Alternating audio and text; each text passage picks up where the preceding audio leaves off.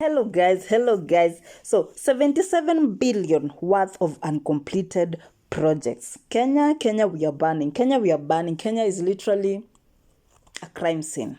Welcome back to Morara TV, and guys, let's go through the uncompleted projects that were left by Uhuru regime. Let's just try to, go through and really understand some things here and there, because apparently we all know that that Ruto took office from the start of September 13th of 2022. So previously, according to my research, 77 billion of uncompleted projects by Uhuru regime. These projects include roads, dams, courts, and several infrastructure. So apparently the Auditor General, Nancy Kabui Gathungu. Okay, let's try to visit this lady. Not really like visit ile kusalimia, but let's understand, because this name, this is the second time, I'm hearing about this name. Apparently this name appeared on Morara Kebaso's Vampire Diaries, where she was mentioned on the Isiolo project, the Isiolo project that I think you can check that video, the previous video that I made on Isiolo, and it was said that the project that had happened in Isiolo, which was a stadium, was not actually, could not be reflected on her report. So I'm wondering, how is there such, a stadium is not a small thing. A stadium is not like going to maybe build a small road somewhere. That is a whole stadium, something big, something that can be seen by the whole of Kenya or the whole of Isiolo. But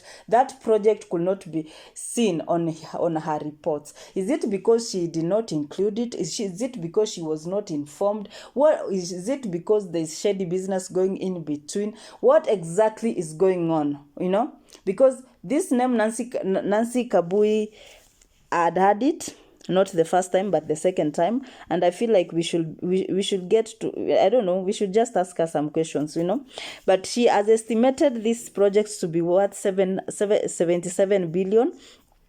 And these projects also include a data center. This report came just as Ruto was about to increase tax revenues and reduce the budget deficit. So this is almost immediately Ruto entered office. I think this is when this discovery of 77 billion was brought up, and it's really sad that Kenyans are losing money every day, when we cannot. Kenyans are literally living from hand to mouth. Kenyans are literally suffering. Businesses are going down because of taxes. I know so many companies that that are maybe foreign, who have come to open their branches in Kenya, and they have closed those companies because they cannot keep up with the tax. They cannot keep up how tax is running. I know one or two Kenyans who have lost their jobs because those companies are closing down. Hizi companies zinafungwa sababu wameshindwa na keep up with the increase of tax every single time. Wamechoka na kuongezwa kwa every single thing in when maybe they go to insurance, imeongezwa, kwenda kununua materials imeongezwa, kuimport materials imeongezwa. Many businesses have literally gone down, and it's really unfortunate that there are people up there who are really making sure that the people down here are actually suffering. Because we are down here, it's like we are just eating from their crumbs. They eat whatever drops is what we eat. And it's really not fair that the people that we employ, because Ruto and his people, Ruto and everybody else in that office, I know Ruto is in the house up in the hill, but we took him there. I don't know why we are suffering for electing someone to save us from something. It's very unfortunate, but anyway, we continue, because I might not finish talking. I might not really finish ranting. Let me put it that way. So remember the Huduma number, guys.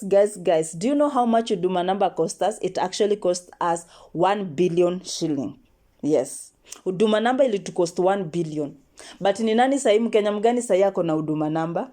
Ama Mkenya mgani Huduma namba inamsaidia sahi? Ama mtu mgani anajua Huduma namba ilikuwa nini? Jamani, government, Huduma namba ilikuwa ya nini? Because I remember that time, you could tell us, oh, we cannot transact without Huduma number, or we cannot go to, maybe if you are traveling abroad, you cannot go because you do not have Huduma number. Or if you want to put up a business without Huduma number, it can, 90%, if not 100% of people took this Huduma number because walikuwa wameuziwa uoga, not because they actually knew its importance. My kids didn't go to school because they were coming to get Huduma number. I don't know what Huduma number was for. I don't know. Any Kenyans mniambia hapo kwa comment section, Huduma number ilikuwa ya nini? Ilikuwa inafaifanye nini? Na kwa nini? Na ilikuwa ioperataje? We do not know, but in all, we do not know, but it cost us 1 billion shillings. And na hivyo tu tumenyamaza Kenyans. Sijui agencies watusaidie because I don't know man. I just do not know because hata hao agencies walichukua Huduma number. Na trust me, wazazi wa agencies ndio walisukuma agencies wakachukue. Kuuziwa tu uoga. It's really sad because nasikia that it was switched from Huduma numbers to Maisha number. I don't know when it was switched, but apparently in Ruto's regime, that Huduma number switched to be Maisha number. And a process that was never completed and costed us 1 billion shillings. Gone and gone. And nobody to ask.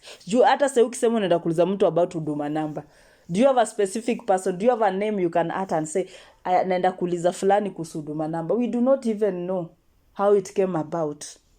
We do not know whose idea it was. It was just came up. There's even time people were saying that ilikuwa namba ya anyway, acha tuache hapo. So when Uhuru Kenyatta was finishing up his regime, there was a mad rush, and the mad rush was experienced because his regime was coming to an end and he was eager to finish up his projects. The projects include Green Park Terminus, Uhuru Park Uplift, and the State of Road projects. However, not all projects were completed. Okay, when we come to roads, Uhuru did what he could do. Kwa barabara alijaribu. Tukubali. Alijaribu kwa barabara. However, kuna projects zenye akumaliza. And the Metropolitan Services carried out facelift of Uhuru Park through sculptured animals and waterfalls and shiny newly crafted main entrance, a project that was to be launched 12 September 2003 but never materialized. Mnanisikia? It never materialized. And this park actually cost around 250 million. Mnanisikia? It cost around 250 million shillings. And the Green Park Terminus also cost 250 million. And this terminus was supposed to serve the long distance people in towns and buses, like from towns in Busia, Kakamega, the western areas. Sisi watu wa long distance, the Green Park Terminus was among the projects intended to be operational within 100 days. Now, we are talking about Sakaja. Sakaja actually made sure this Green Park Terminus worked within his 100 days in the office. And the project had a lot of hiccups, but materialized in Ruto regime. Let's go to affordable housing.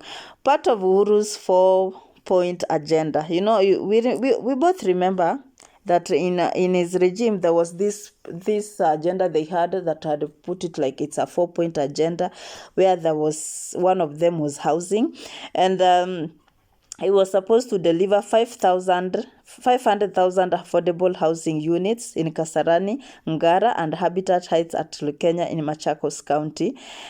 When he exited, the project was barely halfway, but a number of projects were nearly completion when Ruto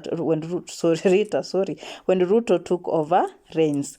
So guys, when it comes to this housing project, it has a lot of controversies. Not from Ruto's regime, not from Uhuru's, not from Kibaki's, but it goes way back from 1980s. Go and check Kebaso Morara's story on Makueni housing projects, and there's a lot on this housing. Kuna manyumba zimeoza uncompleted houses that are actually decaying, houses that could actually be renovated na watu wakae waache kukaa kwa informal settlements. But do you know why they are not doing it? It's because if they do it, they'll not be having any space to siphon money from us, or siphon whatever shulolienda to siphon money from us. Because everything this government wants is a project that will enable them to grow fatter in their pockets. So kama project haitawafeed, au hiyo project haitafanyika. That is what I've come to realize, that kama project feed any politician, then the project will not happen. If the project is going to feed a politician, then that project must be completed. It is actually an emergency, So let's say in December of 2023, President William Ruto launched a total of 5,300 units in Mavoko. It was a partnership between national governance and Machakos County government and others. So let us go through this 5,300 housing. Guys, these housing units actually cost Kenyans 20 billion shillings. Yeah, 20 billion shillings. And I really want to see if these projects were actually completed, because they were not. That's the point. They were not completed. Yeah.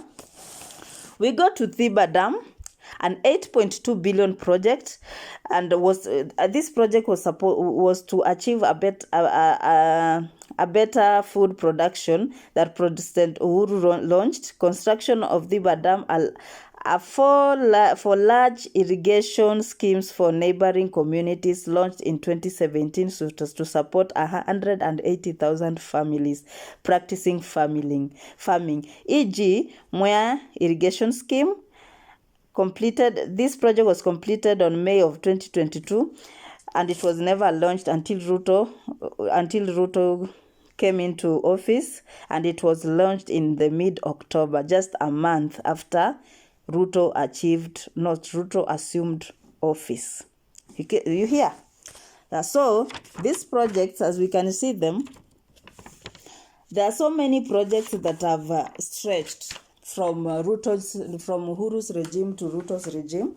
So I cannot say it was Uhuru's regime, because he was still the vice president in that era. So it might be an agreement between two people saying, hey, ukiingia utamalizia 1 2 3, mimi nimeanzisha hii, juu sijamaliza, time yangu imeisha, utamaliza hii na hii. We will not know, because this was like a marriage. When two people married are talking, you will not know what they are saying.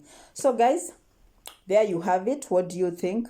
I feel like many projects here, zingine Ruto anamalizia tu, zingine tu ana launch, anaweka plaques kama tombstones, tushinde tu tumesoma majina zake in every corner we make, when we are going up country, when we are going to town, you are going anywhere, on roads, on dams, on schools, on irrigation schemes.